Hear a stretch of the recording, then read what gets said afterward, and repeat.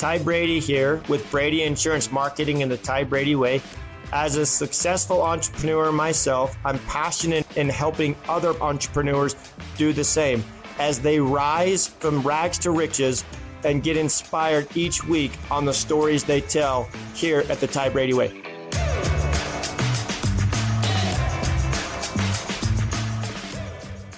Today, I would like to present to you Stephanie Heusser. Welcome to the show, and thanks for being on today. And I know I had to pull you a little bit, kind of prod you a little bit, but I want to talk about, your husband came from a corporate background, and that's how I got to know your husband. But he made some changes along the way. And now, we're competitors, but friendly competitors. I look at it like a basketball team, we're on the same basketball team, but yet he goes a different way, I go a different way, but we still cheer for each other, right? Right. So, Scott was in corporate America banking, and he was on the show, by the way. He was on the show a little bit ago, and he talks, a great show if you go listen to that episode. But he was in corporate America banking. He gets a job with a large insurance company, and that's how I got to know him. And, he helped me with growing my agency and with support and so on. But then one day he comes to you and says, "Hey, Stephanie, I think I want to do this." From your how was that for you? Being at home, you've got security. He goes to a job, he's guaranteed a paycheck, to all of a sudden he's going to go cold turkey, no money. How was that? Terrifying. Was it? Yeah, actually. And to back up just a little bit, you have helped him along the way more, I think, than he has probably helped you. Because multiple times when we've been talking with our agents, he said, "I just listen to Ty. Ty tells me what to do and I just do it. I'm not going to reinvent the wheel," because of the success that you've had. Yeah. And so we've just patterned what we've done after you. But yes, we had to, and I know that you actually had to, for 2 years. You wouldn't go home at night until you sold a policy or something, right? You moved across the country. We did. I got on a plane. My wife Every week? Yeah, my wife was like, "You are not moving the kids. You can leave." And I would be at a hotel by myself, and I went all over the country for 2 years. And it was that, and I told Scott that. I told Scott, I said, "You could do this or you could do this. But if you really want to grow it the way you want to grow it, you've got to get out of here. Yeah. You've got to you've got to burn your boat. You got to go." So because then there's no other option. That's right. There's no plan B. We have to make it work, right? Yeah. So yeah, Scott. So let me back up just a little bit. So Scott was working at a large insurance company. Yeah. And that sold Medicare and other insurance products. And one day came to me and said, "Hey, I think you ought to be an agent. This is something that I think you would do well at. You can do it part-time," because I still had, my youngest was going to kindergarten. And so I started to be an agent just on the side. And I actually really, really liked it because I could still send my kids off in the morning. I could be there when they got home. I loved it. That was going great. He's working for this insurance company and we're doing great. We were comfortable. Kids had good friends, good schools. And I actually remember where I was when he called me. I was doing dishes, the epitome of someone being at home, right? Doing the dishes at home. Yeah. And he called me and he said, "Hey, I talked with," you've probably mentioned Ron Kellogg on the show. Ron Kellogg, who's a good friend of my husband's as well. And my husband, Scott, he worked with them for a long time. And Ron approached him one day when Scott was looking at some different job opportunities and said, "Instead, why don't you come work for me?" Yeah. And here's how it would work. Basically, we'd start you at the agency. The caveat to all of that is that you have to move across the country to the East Coast, because at the time, there wasn't a large presence on the East Coast with Kellogg. No. So Scott called me and told me, he said, "Hey, Ron offered me this job that we can start up an agency." And I was like, "That sounds amazing. Let's do it. Why not?" And then he's like, "We have to move to the East Coast." And my heart dropped and I kind of I had to think about it a little bit and said, "Well, let's let that idea simmer. I'm not opposed to it, but that's a huge change for our family," right? Absolutely. Our oldest was in middle school, junior high, and I had little ones still at home in elementary school. So we talked about it, went out there multiple times. The hardest part is that it wasn't like he said, here's a job in Raleigh, North Carolina. He gave you choices, right? He gave us choices. And I mean, I remember having conversations with Scott. He's like, well, should I do Tampa? Should I do, like, you guys narrowed it down to like areas. Yeah. I mean, East Coast, which if anyone's been on the East Coast or lived on the East Coast, there's a different feel, just like on the West Coast, right? From Florida on up. And we toyed with the idea of Florida and Virginia, North Carolina, a little bit of South Carolina, but we kind of narrowed it down to those top three. And at that point, even then, once you decide where you're going to be, now find a place. Now you're looking at just a state, but find a place to live. So we decided to go to North Carolina, and we flew out multiple times. Scott was back there multiple times, even more than I was. And one day on a plane, we were looking at a map of North Carolina and where the different hospitals and networks were. And Scott said, we need to be right here. And he pointed to a spot on the map and said, and it was Hillsborough, North Carolina. Wow. And it was more central to some of the larger cities. So that's where we decided to go. We ended up in Hillsborough, North Carolina. And it was great. And the funny thing that we found out after the fact, we didn't know at the time, is that United Healthcare had been working with Duke, which is such a large hospital network, huge out there. And this had been a deal 5 years in the making. Wow. And the first AEP that we were there, they had Duke all in network. And that was based out of Raleigh, essentially, is where Raleigh-Durham is kind of where they ended up putting most of their plans. Yeah. So the timing of us to be in that spot at that time was perfect. I don't believe in coincidences. I totally and I agree. think things happen for us and not to us. And, because how long did that process take from when Ron says, hey, here's a job, to when you actually make the move? Was it a year, 8 months? I can't remember that time frame. No, it was probably between 6 and 8 months. We went out there in the fall. Yeah. And we moved officially end of May or end of April.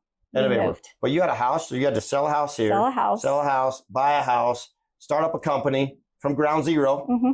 I still remember one of the days that Scott called me, and he's like, Ty, how did you do this? And I'm like, and he's like, Ty, it's raining cats and dogs. I'm like, Scott, you just go knock another door. You just got to go knock another door. And he called me later that day and he said, Ty, I just walked into an insurance agency office.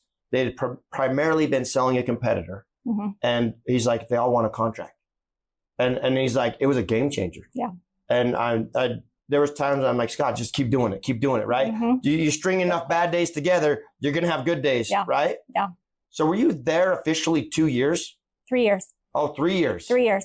And the funny part with all of that too is that we got our house up for sale. It didn't take too long for us to sell, but we had a hard time finding a house. And we drove around multiple times. And finally we were at the point where we were like, we just got to step back a little bit. I think it was spring break for our kids, or maybe a different break. And we decided to go to Disneyland. And our realtor called us and she said, hey, there's this house that just popped up. It's kind of in the area that you like. Take a look at it. We're in Disneyland, keep in mind. Always happens. That always happens. It's not like you can go there and see it, right? Couldn't see it. And she goes, it's going to go quick because of this area. So we're at Disneyland and I was like, sure, let's do it. So we bought a house within probably 10 minutes standing in line at Disneyland. Wow. Hindsight probably shouldn't. It was fine. But we didn't know what we got. It looked fine. I don't know. It was all right. It worked out. But when we moved out there, actually before we moved out there, Scott was flying back and forth. Yeah. And he knocked on the door of an agency in Durham. And the gentleman I think he had a different Medicare contract, but he did not have the one that Scott was primarily pushing. Uh-huh. And he asked him if he'd like to get that contract. And he said, sure, I'll do it. He's still with us today. And he's brought on at least 2 or 3 other agents. And he's low maintenance. He doesn't require a whole lot. Super nice guy. Has a great book because he's been there forever. Everybody knows him. So he can just roll members over as they're turning 65. Oh. But same thing. That was the first client he got, and he just had to just keep going. And Scott's like that. You know that. You're the same way, Ty. There's just an Energizer bunny that doesn't stop and just keeps going. And he kept knocking on doors. And I remember even the first meeting that he had me come out to, he had maybe 5 or 6 agents that somehow decided to sign up with us. Because I think that was a lot of faith on their part. Yeah. We didn't know a whole lot either. And we were still, it was trial and error, right? Figure it out. Yeah. And he had me fly in to do a meeting. I think I was doing a Medicare 101 or something with these new agents. And I landed, he picked me up at the airport and I drove right to this meeting, sat down. I've never met the agents. And I start talking about Medicare and Scott stops me in the middle and he's like, Steph, they're babies. Like, tone it back a little bit because they are brand new. And so we had to, I'd kind of forgotten how much you don't know until you're in the industry for a while. And then you start realizing how much is second nature to you. But we had to kind of pull back. And we did meetings every Monday with our agents there until COVID hit, and they didn't let us do that anymore. Yeah. They loved that because it brought people together. We'd talk, we'd eat lunch. It was awesome. Sense and of COVID changed that. Yeah. And community. So you're there for 3 years. You've got a great agency thriving in North Carolina. Then it kind of trickles out from there, right? Because other agents know other agents. And then you go down to Tampa, all those things. So when did you make the decision to move back? That's another funny story. And there again, I think. When you're kids, you got kids, right? You're going to rip them out of their environment. We did. It's hard going and hard coming back, right? So COVID came up. And COVID there was much different than COVID in Utah. And I think different states, right, handle it differently. My youngest has some learning disabilities and we were struggling in school. And I knew there was no way we were going to be able to have him do just online school, sit at a computer and just learn. And he has to be in a classroom. He needs to be in a classroom. Or he's just distracted. It doesn't work. Yeah. And I think some kids loved it, right? It was like dream come true for them because just here's your assignment, get it done. My littlest doesn't work that way. So we knew we needed some help. And we actually came back in July, end of July, just to visit family. And while we were there, we were talking with a backyard neighbor of Scott's parents who were selling a house. And they approached us and asked us if we would want to buy their house. And we were like, no, we live in North Carolina. Why would we want to buy a house? But we thought maybe just as an investment property or something. It had an acre of land. Yeah. So we went and looked at the house and it was terrible. It needed a lot of work. But we started talking and I thought, well, maybe we could talk to a friend of ours who's a builder. Maybe he could how much would it be to just fix up a few of these things so we could maybe flip it or something like that. But you had no intentions of moving back? No intentions. No, at this point, we're still just looking at it as an opportunity to like do a flip it or something. And when we talked to him, he said, well, if you're looking at doing that, I've got a piece of property further east. Come take a look at that if you want to build or something. And as he started kind of talking to us about that, we started thinking, well, maybe we would like to be back here, but I don't know if that's going to work because you and I both have a boss, kind of an upline who also was part of that deal where we needed to stay in North Carolina. The idea was to stay there for 5 years. Yeah. To be able to reach the level that they wanted us to reach, which we were able to reach in about 3 years. We were at the level that they wanted us to be. And after a lot of thought and prayer and talking with some family and friends, we decided we felt good about coming back. And so we called him, and I think he was a little shocked, understandably. But we just said, we feel good about this and we will still be able to make it work. Yeah. And I think at that point, it actually was a blessing in disguise because the mindset of everybody nationwide had changed from an in-house to more of a virtual world, right? I was just going to, yes, our industry has changed for the better. Virtual has been coming more and more, especially as we're a nationwide agency and you're a nationwide agency in the same aspect. And it's a lot easier to jump on a Zoom call and get so many faces there. And obviously we can still go out there if you need to, right? I mean, I still like to go with my agents and sit down and have lunch face to face just to see how they're doing, their families. But yeah. It did change it. It helped us. Yes, it did. In that sense, because we still were able to do Zoom calls and we couldn't meet together anymore. Even in I think we were able to meet faster here in Utah than in North Carolina. We still had to stay distant in North Carolina. So we ended up moving back. House and everything just fell into place. And the ironic part of all of that, again, probably not a coincidence, is that our agency actually grew faster after we came back. Because I think we had such a central focus on where we were, our home base, as opposed to looking outside of that and thinking more of nationwide, where we have agents in multiple states. And so we have to treat it all the same. Yeah. And that's when our agency really flourished. In fact, 2 years ago, our agency had a 73% growth year over year. I thought it was 173.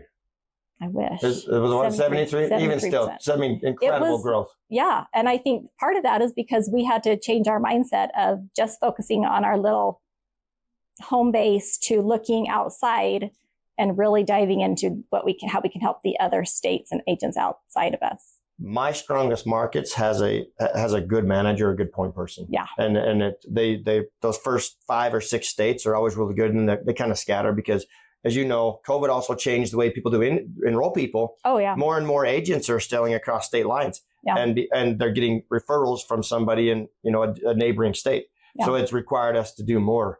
But it's definitely changed the game. Well, you've had all this success. Where do you see it going in the next 5-10 years? That's a loaded question. It is, but I mean, it's like Scott and I talk about it a lot. I kind of look at, let's keep all the balls in the air right now, and he is absolutely the forward thinker. And where are we going? What are we going to do? I mean,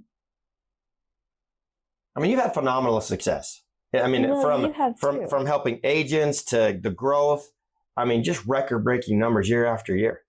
Oh, I appreciate that. No, you guys have done great. It's been a lot of work, and sometimes Scott and I look at each other and just say, "What have we done?" And we feel like we have 200 children. Do you have that? And some of your children are bullies, and some of them need to get their butt going, right? Oh, I mean, it's just like children, but we also appreciate it, and I think it's helped us, I think, learn how to deal with different personalities. Absolutely. Right? Yes. Where you have some that can drive you crazy sometimes, and others that want to be left alone. Just leave me alone. Let me do my thing. And we have not done it perfectly. We've made a lot of mistakes, things that we would do differently in hindsight. But we love what's happening. And I remember you telling Scott years ago that just watch that snowball, because it starts to roll faster the bigger you get. Yeah. Which I can see that it has. Mm-hmm. And started to exponentially grow without us doing as much, which I'm grateful for. Yeah. And it's also, I've had to buy back my time. I think you probably said that. And I remember Kevin saying that same thing, that you eventually have to start buying back your time. So we have hired more people to manage client side of it and contracts and different things like that. And that's helped a lot. What we want to do now is start getting a few more direct agents to us, because those, it's just as much work sometimes, but we get a higher override, right? For those direct agents. Yeah. But I think we're just going to keep writing it out and see where it goes. It's the mentorship. It's not necessarily about the money. I think it's just taking somebody that is new or never been in the industry from zero to this. Mm-hmm. It's rewarding. Yeah. And I relate that to back in the day when I was actually selling policies. Somebody told me long ago, if you don't get a high off of making that sell, you're in the wrong industry. Mm-hmm. And when I stopped selling day to day, the high wasn't the same. Mm-hmm. And so, but I get my high off of helping that brand new agent. Yeah. And that's those phone calls and seeing them, hey, just called me and just made their first sell. And now they're celebrating. They're doing this and this and this and this, all those things, all those achievements. Because, I mean, my mentor said, I want you to have whatever you want. You want the sports car, the RV, the house, all these things. It's there for the taking. You just got to go out and get it. Yeah. And I think that's where a lot of people, agents, and I'm like, I want you to have all those things. The sky's the limit.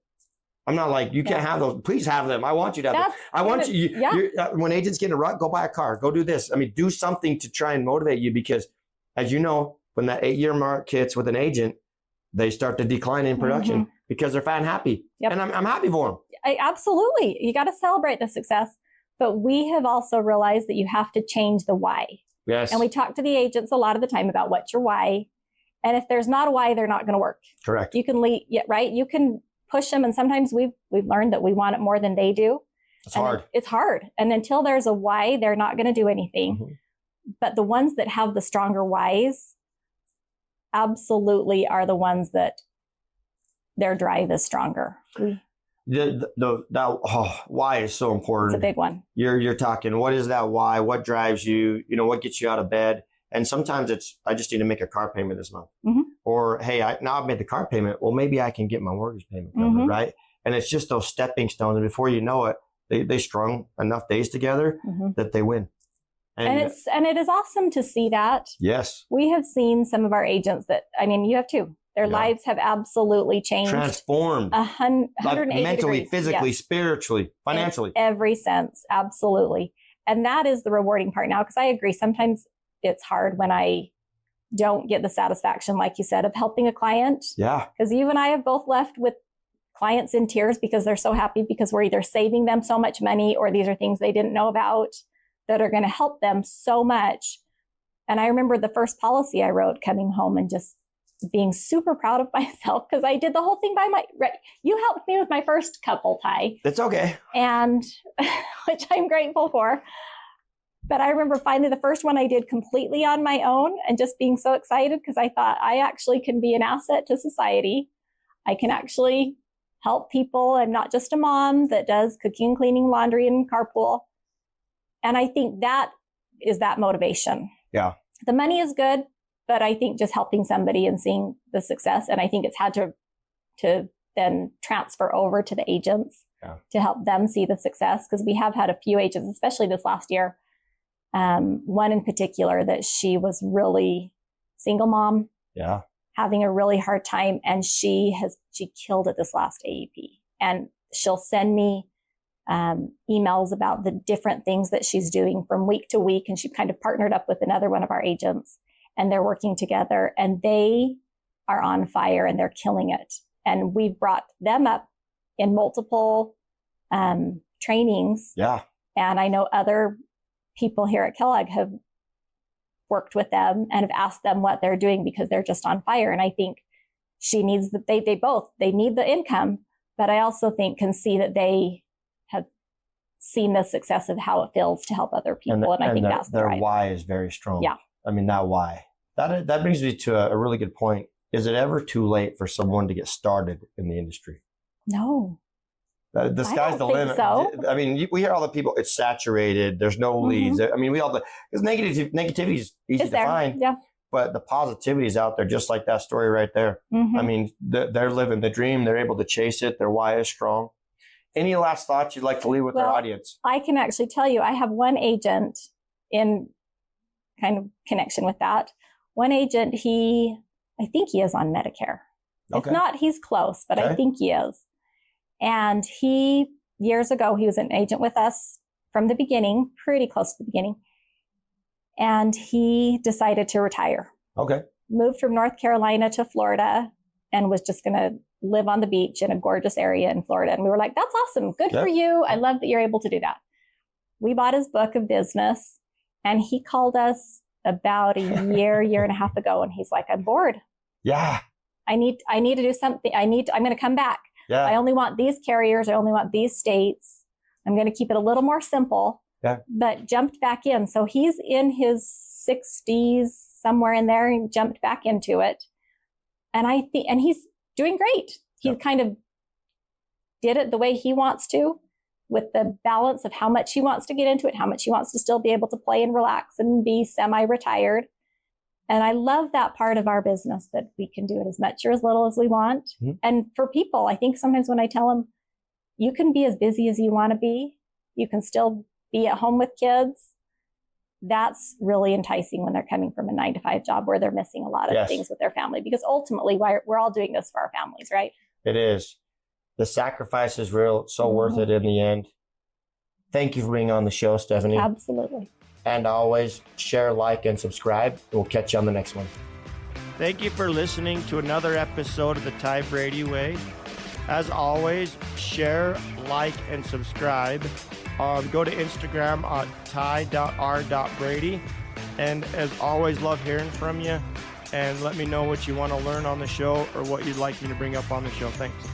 You can find the Ty Brady Way on Instagram as well as Facebook. To stay connected with giveaways and Ty himself, go ahead and follow at ty.r.brady on Instagram as well as Facebook. This podcast was recorded, edited, and produced by Whitney Face Media Marketing. And the theme music is an excerpt from Hot Chicken of the Woods by Isaac Joel.